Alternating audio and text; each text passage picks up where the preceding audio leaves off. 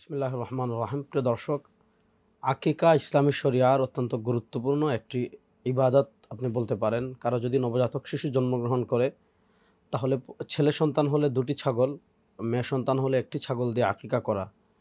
এক্ষেত্রে শুধু ছাগল দিয়েই করতে হবে ব্যাপারটা এমন না। যে পশু দিয়ে কোরবানি করা যায়, এ ধরনের যে কোনো পশু দিয়ে আপনি আকিকা করতে পারেন।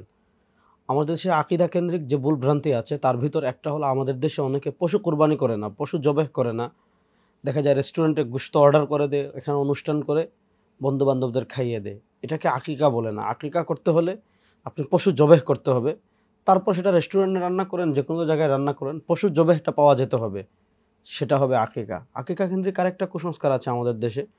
সেটা হলো যে, যেদিন আকিকা ঘটা করে করা হয়, সেদিন আমাদের দেশের যে সামাজিক রেওয়াজ আছে, যে মানুষদেরকে দাওয়াত করা হয় এবং প্রত্যেকেই কিছু না কিছু হাদিয়া নিয়ে আসে। একটা হলো কেউ যদি স্বপ্রণোদিত হয়ে স্বেচ্ছায় বাচ্চাকে হাদিয়া দেয়, সেটা ভিন্ন কথা। কিন্তু এই যে রুসুম বানিয়ে ফেলা, যেমন আমাদের দেশে বিয়েতে রুসুম বানিয়ে ফেলা, আকিকাতে রুসুম বানিয়ে ফেলা, খতনাতে রুসুম বানিয়ে ফেলা, এগুলো থেকে আমাদের অবশ্যই বেঁচে থাকতে হবে। অর্থাৎ আপনার রুসুমটা যেন কোনোভাবে এইভাবে না হয়, যাতে আগত অতিথি যারা আছে তারা চাপ অনুভব করে যে আমাকে কিছু দিতেই হবে। আমাদের দেশে আকিদা কেন্দ্রিক আরেকটা কুসংস্কার আছে। সেটা হলো, দেখবেন যখন আকিকা করা হয়, বাচ্চার হাতে যেদিন আকিকা হয়, দিন কলম একটা দিয়ে দেওয়া হয়, অথবা স্বর্ণরূপা এ জাতীয় কিছু দিয়ে দেওয়া হয়। কেন? যাতে বাচ্চা কলমের এজন্য দেওয়া হয় যাতে বড় হয়ে সে অনেক শিক্ষিত হয়। স্বর্ণ বা এগুলা দেওয়া হয় যাতে সে বড় হয়ে অনেক ধনী ব্যক্তি হয়।